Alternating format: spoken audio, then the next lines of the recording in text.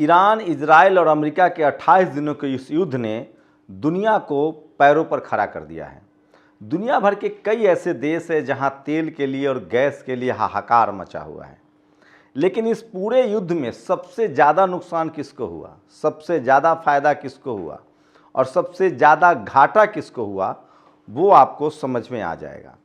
ये युद्ध शुरू हुआ था, दरअसल अमेरिका पिछले 50 सालों से कोशिश कर रहा था कि ईरान, जिसके पास दुनिया के जितने तेल और गैस हैं, अब तक जितने खोज हुए हैं, उसका 40% अकेले ईरान के पास है, चाहे गैस हो या तेल हो। अमेरिका का खाड़ी देशों पर कंट्रोल है, ओमान पर, कतर पर, Saudi Arabia, Jordan, Syria, Iraq पर भी उसने कब्जा कर लिया था, लीबिया पर कब्जा कर लिया था। ये वो देश हैं, ओमान, जहां तेल है और गैस है। इन देशों पर अमेरिका का कब्जा था और इसी कब्जे की वजह से पिछले 50 सालों से आप देखेंगे तो अमेरिका दुनिया की सबसे अमीर देश बना हुआ था, उसकी इकॉनमी सबसे ज़्यादा थी और वो चाहता था, उसका एक सपना था। उसने वेनेजुएला में भी, अगर आप लैटिन अमेरिकी देशों की बात करें तो वेनेजुएला में सबसे ज़्यादा उसके बाद तेल है। उसने उसके राष्ट्रपति को उठा लिया, वहाँ का सोना लूट लिया, तेल पर कब्जा कर लिया। अब अमेरिका की कोशिश थी कि ईरान पर बस कब्जा हो जाए, उसके बाद दुनिया के सारे तेल और गैस का भंडार का वो मालिक होगा और सबका व्यापार डॉलर में होगा। यही सपना था और इस सपने को पूरा करने के लिए वो रोज़ एक बहाने ढूंढता था। ईरान के पास परमाणु बम है, इराक के पास जैविक हथियार है, गद्दाफी के पास रासायनिक हथियार है। ये तमाम बहाने करके उन देशों पर हमला करके वो तेल पर कब्जा करता था। इसीलिए एक इटली के पत्रकार ने कहा था कि जहां जहां तेल है वहां वहां अमेरिका को लोकतंत्र लाना है और वो जहां जहां लोकतंत्र लाने के लिए हमला करता है वहां वहां उसे तेल का कुआं मिलता है। लेकिन सोचिए, अन्याय का अंत होता है। 28 दिनों के ही इस युद्ध में अमेरिका अब दुनिया का दूसरे नंबर की इकॉनमी हो गया है। दुनिया में अब अमीरों के देश की अगर बात होगी तो पहले नंबर पर चीन आ गया है, जिसकी इकॉनमी 43 ट्रिलियन की हो गई है। 43 ट्रिलियन, जी हाँ, बिल्कुल ठीक सुन रहे हैं आप, 43 ट्रिलियन की। वहीं अमेरिका 31 ट्रिलियन पर सीमित हो गया है। इसकी वजह क्या है? इसकी वजह यह है कि अब अमेरिका की हथियारों की बिक्री खत्म हो गई है। इस युद्ध में अमेरिका के हथियार भी एक्सपोज हुए हैं। अमेरिका के फाइटर प्लेन सिर्फ दिखाने के रह गए हैं, अब उसकी कोई महत्ता नहीं है, कोई इंपॉर्टेंस नहीं है, क्योंकि ईरान ने इस युद्ध में अपने मिसाइल से, वो भी पुराने वाले वर्जन मिसाइल से, अमेरिका के सारे बड़े युद्धपोत, अब्राहम लिंकन हो या जेराल्ड हो या फिर उसके सारे फाइटर प्लेन F-35 हो, 16 हो, 18 हो, इनको मार गिराया। साथ ही तो हथियारों के मामले में अमेरिका दूसरे नंबर पे भी नहीं रहा, अब तो दूसरे नंबर पे ईरान हो गया है। कहा जा रहा है कि पहले नंबर पर हथियारों के मामले में चीन बड़ी लीड ले रहा है, दूसरे नंबर पर रूस की भी लीड है, तीसरे नंबर पर हो सकता है कि अब ईरान हो, क्योंकि हथियारों का जिस तरह से 2.5 लाख मिसाइल का जखीरा है, दुनिया कह रही कि इतना तो किसी के पास नहीं है। 10,000 20,000 हो सकता है, 2.5 लाख ईरान ने 45 साल में मिसाइल बनाए हैं, इसीलिए वो इस युद्ध में आगे हैं। तो अमेरिका का पहला नुकसान, उसके हथियारों की मार्केट वैल्यू गिर गई है, उसका जो शेयर मार्केट है वो क्रैश हो गया है। और दूसरा बड़ा नुकसान है कि उसका डॉलर में जो कारोबार था वो डूबने लगा है। खाड़ी देशों में अभी तेल और का कारोबार बंद है, क्योंकि रिफाइनरी उड़ा दिए गए हैं, और ये इसलिए उड़ाए गए क्योंकि इन्हीं खाड़ी देशों के सिर पर चढ़कर अमेरिका तांडव करता था और ईरान पर हमला कर रहा था। तो 28 दिनों में ही तेल के कारोबार से अमेरिका बाहर हो गया है, पूरी तरह से बाहर। अब तो उसके अपने ही देश में तेल के लाले पड़े हैं, वहां भी लोग 5 लीटर 10 लीटर का गैलन लेके घूम रहे हैं, ये सच्चाई है। उसमें अमेरिका ने एक छल परपंच किया, पाकिस्तान को कहा कि हमारे लिए बातचीत करो, सीज फायर करो। ईरान ने 5 देशों को कहा कि इनके जहाज आराम से होर्मुज स्ट्रीट से आएंगे जाएंगे, जिसमें इंडिया, पाकिस्तान, रसिया, चाइना और इराक था। 10 जहाज पाकिस्तान के पास हुए, उसमें से 6 जहाज उसने अमेरिका को भेज दिया। अब इसी से गुस्सा होकर ईरान ने कहा है कि हम इसको बंद कर देंगे। तो तेल के कारोबार से और हथियार के कारोबार से अमेरिका पूरी तरह से बाहर हो गया है। इस 28 दिन के युद्ध में कहा जा रहा है कि वियतनाम युद्ध के बाद सबसे ज़्यादा सैनिक मारे गए हैं।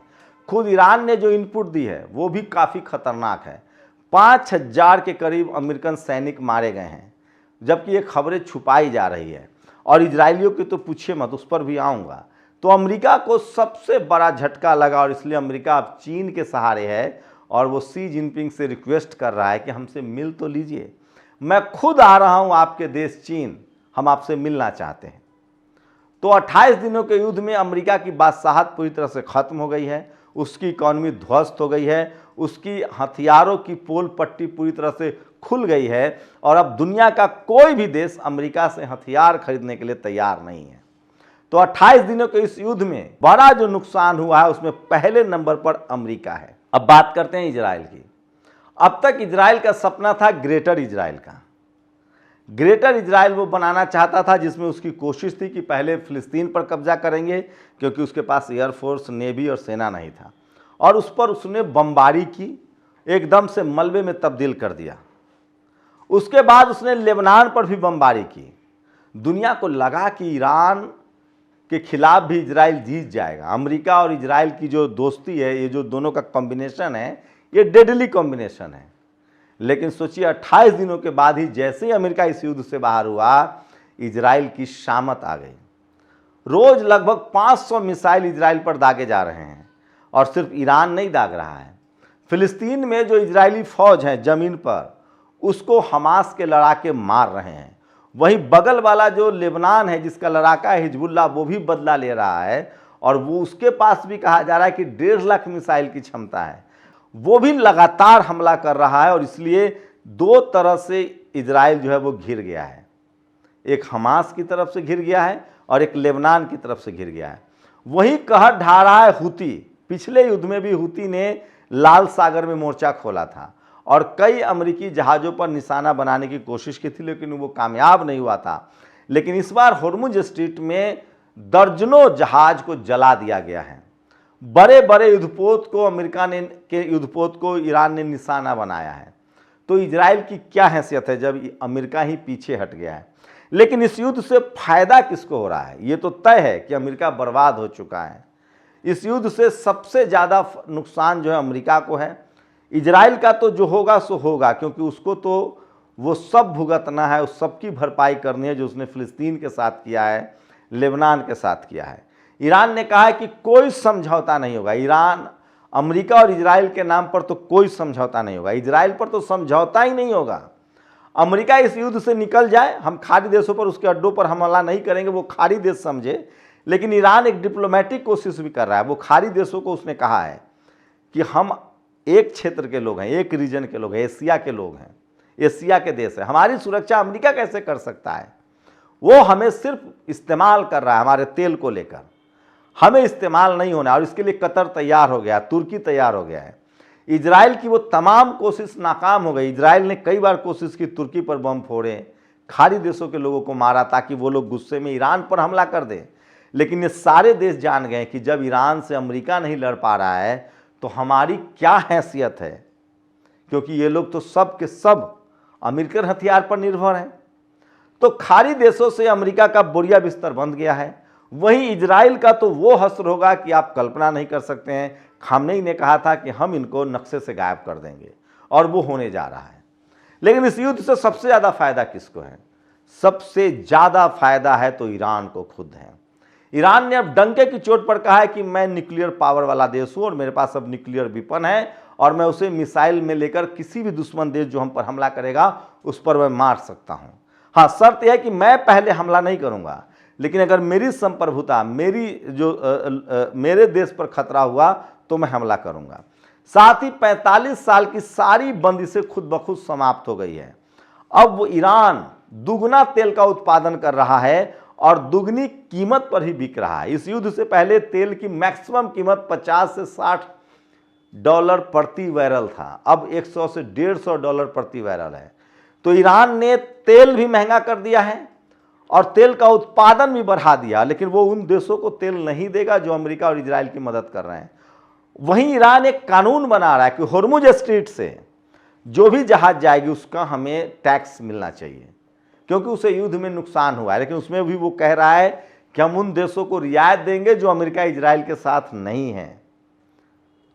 तो ये उसका हक है, वो उसके देश का हिस्सा है। लेकिन दुनिया भर के लोग हैं, ये बात तो साबित नहीं हो पाएगा, क्योंकि वो एक अंतर्राष्ट्रीय, जैसे स्वेज नहर को बनाया गया है, जल डमरू मध्य जो हुर्मुज स्ट्रीट है वो स्वतः निर्मित है, तो हो सकता है दुनिया में एक सहमति बने, लेकिन फिलहाल वो पूरी तरह से ईरान के कंट्रोल में है। तो ईरान को फायदा ये है कि वो तेल अपना उत्पादन कर सकता है, अपनी शर्तों पर बेच सकता है, अपनी करेंसी में बेच सकता है।